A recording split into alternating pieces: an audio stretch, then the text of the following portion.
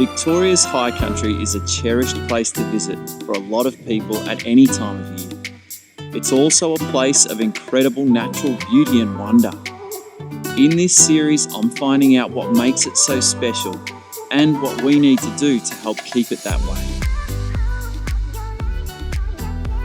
One way to make sure that food waste and litter don't get in the natural places is to put them in the bin. But is it really that simple? To answer that question, I've got some students here from Falls Creek Primary. How's it going, guys? Good. Good. Now, my first question is, well, what's so special about these green bins?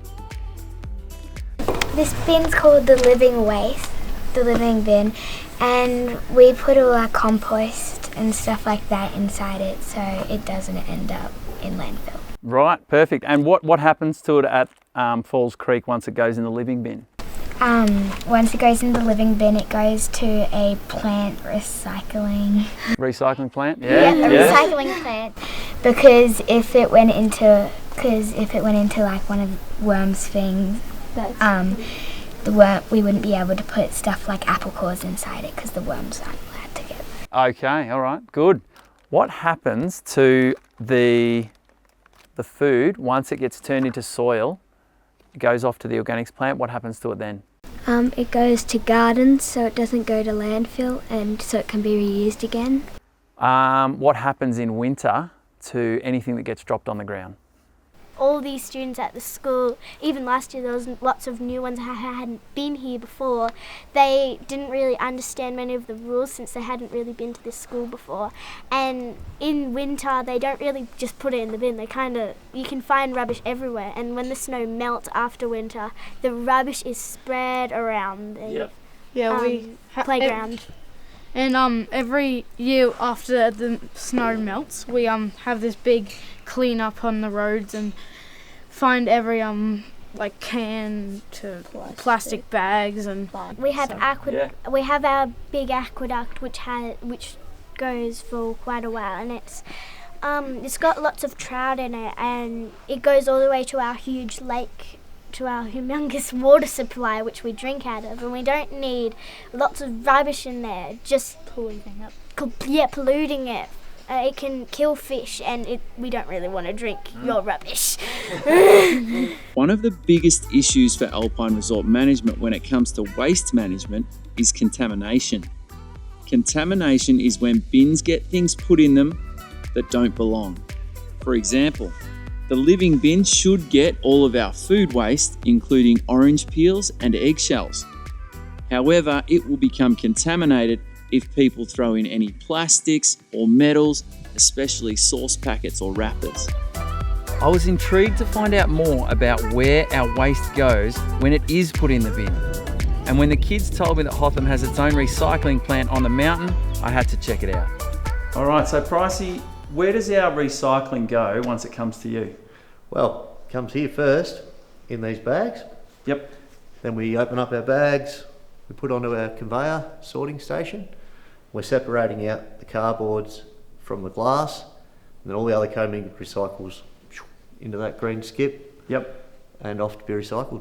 Beauty. Can we give it a go? Sure. Out comes the cardboard. Once we've got our cardboards out, we're ready to head up to the sorting station and do a bit of sorting. Yep.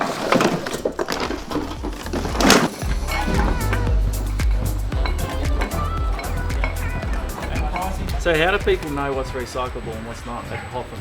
Well, there's information on the bag and plenty of information around, but it's your basics, your cans, your bottles, your plastics are all recyclable. Yep. Some people get a bit confused with tissue paper and stuff like that. Yep.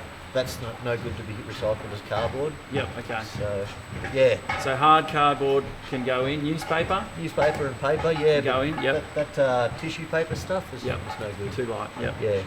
Pricey, all the recyclable aluminium plastics go in here, they get sent off to be recycled. Yep. But the glass you recycle here at Hotham? We do it here on site. Yep. Yeah. All right, can we have a look at that? Sure.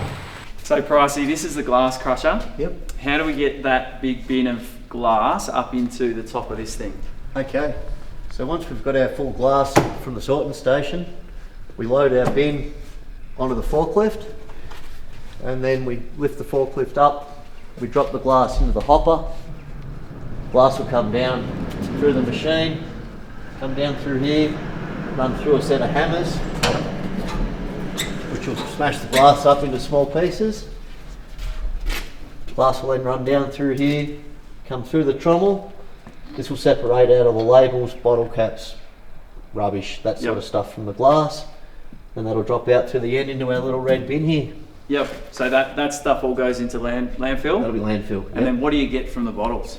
So from the bottles we end up with a fine sort of aggregate type material. So it's similar to crushed rock. And we can use that for making roads, footpaths, laying pipes, all that, these sorts of things. Right, so you can pretty much use everything you make here from the glass crusher on the mountain? Yeah, that's the plan. We'll be able to, make footpaths and that sort of stuff without bringing in extra materials. Yeah. And also without transporting away glass. Yeah, fantastic. Yeah. And what have been like? Has there been a reduction in the amount of waste that leaves the mountain, or the amount of recycling that goes to recycling plants? Yeah, we've nearly been able to half the amount of recycling leaving. So a lot of glass produced here at Hotham. Obviously that cuts down on transport costs and burning of fuels and the whole bit. So. Yeah, wow. Yeah. Fantastic. In the final episode of this 3-part series, I'll be finding out what we can do to help as visitors on the mountain, and talk to the people who are keeping the mountain healthy and beautiful. And I have a burning question that I need to get answered. Yep, and I think this might answer a question we had.